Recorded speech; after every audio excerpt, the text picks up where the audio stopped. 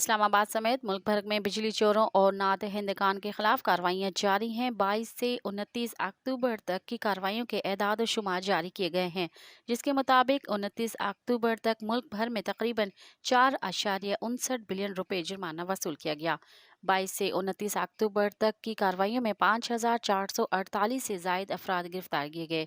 اسلام آباد اور پنجاب سے 5,241 بجلی چوروں کو گرفتار کیا گیا۔